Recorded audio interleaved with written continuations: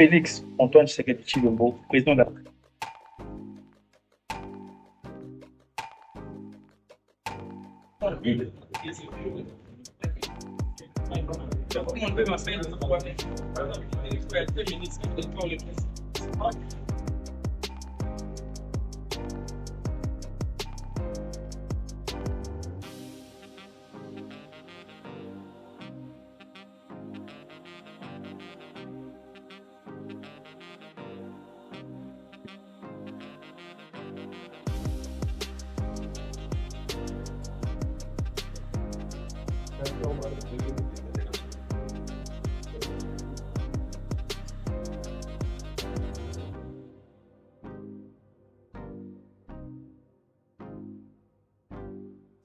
C'est un stade des Martyrs New Look, doté d'un hall présidentiel aménagé pour le chef de l'État et ses invités de marque, qui devront désormais suivre le match RDC-Guinée de ce vendredi à 17 h derrière la baie vitrée.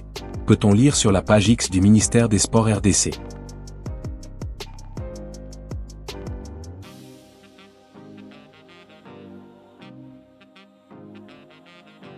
Les Léopards, champions d'Afrique en 1974.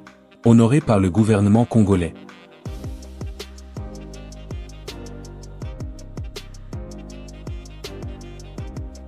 De toute cette génération dorée, il n'en reste que 13 encore en vie. Plusieurs d'entre eux sont malheureusement décédés. Pour honorer justement leur mémoire, cette célébration a commencé par la visite au cimetière de chacune des tombes des champions d'Afrique 1974. Kalambay Mohamed, gardien de but des champions 74 et mondialiste la même année. Si nous sommes là, c'est parce que vous voulez parler des anciens joueurs de Léopard qui avaient été à la Coupe du Monde. Être à la Coupe du Monde, ce n'est pas chose facile. Et si nous l'avons été, nous l'avions mérité. Et nous pouvions même mériter encore beaucoup plus. En attendant, pourquoi? Parce que nous sommes capables de le faire. Le Congo est très capable sur le terrain de faire quoi que ce soit. Mais il faut l'encourager. Il faut être derrière. Il faut lui donner cette possibilité. Et c'est cette possibilité que nous voulons. Et nous la voulons à la population congolaise. Sans oublier les léopards de cette génération, notamment Ndaye Mukumbule, le meilleur buteur de cette CAN 74 avec 9 buts, record jamais battu depuis, se sont plaints de l'abandon du gouvernement. Beaucoup sont morts pauvres, délaissés, malgré les nombreux appels à l'aide. Le gouvernement a décidé de les honorer ce jour. Prenant la parole au nom du président de la RDC, Félix Tshisekedi, le ministre des Sports, Didier Boudimbu, leur a remis un chèque de 50 000 $, promis que le gouvernement prendra désormais soin d'eux. En même temps, le temps tata mboka alobaki tokoka kosala ne puisque geste mot symbolique mpona bino yango na kozinga soki bakoki kopesanga yango. Et a sollicité des champions d'Afrique 1974 une bénédiction pour la génération actuelle des Léopards qui entament ce vendredi les éliminatoires de la CAN Maroc 2025.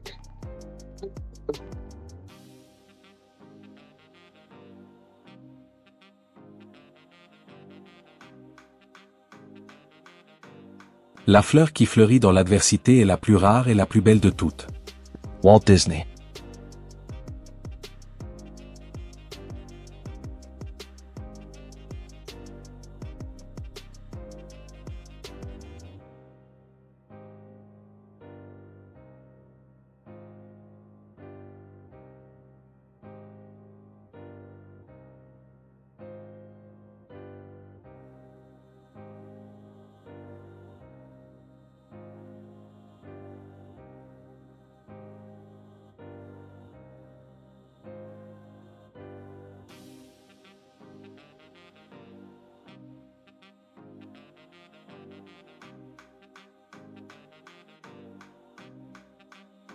La Coupe d'Afrique des Nations de football 1974.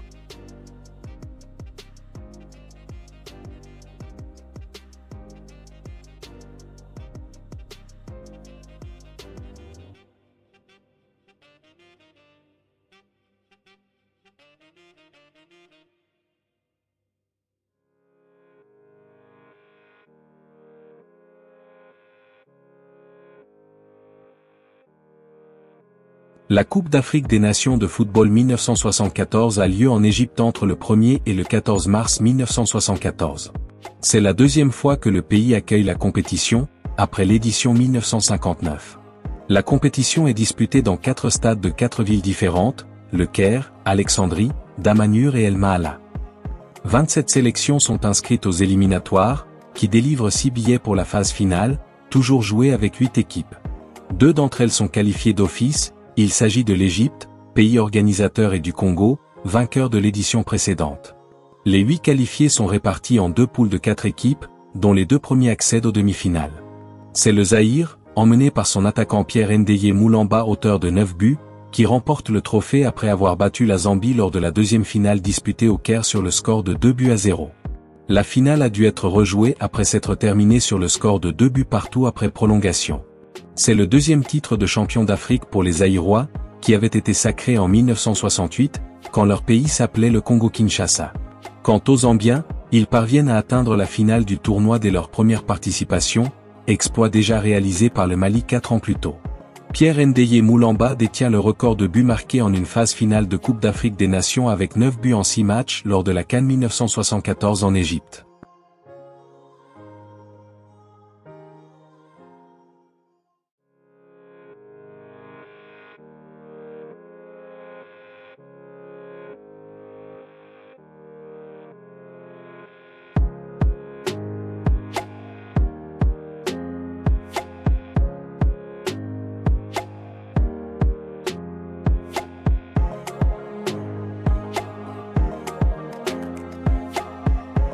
Le football d'un pays, ce n'est pas que sa sélection A, ce sont aussi les championnats nationaux et les compétitions de jeunes. Sébastien de Sabre.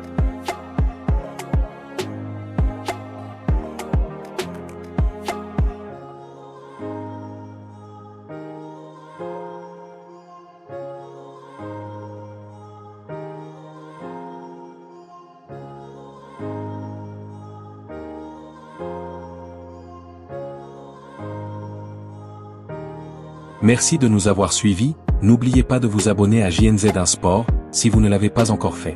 Portez-vous bien, au revoir.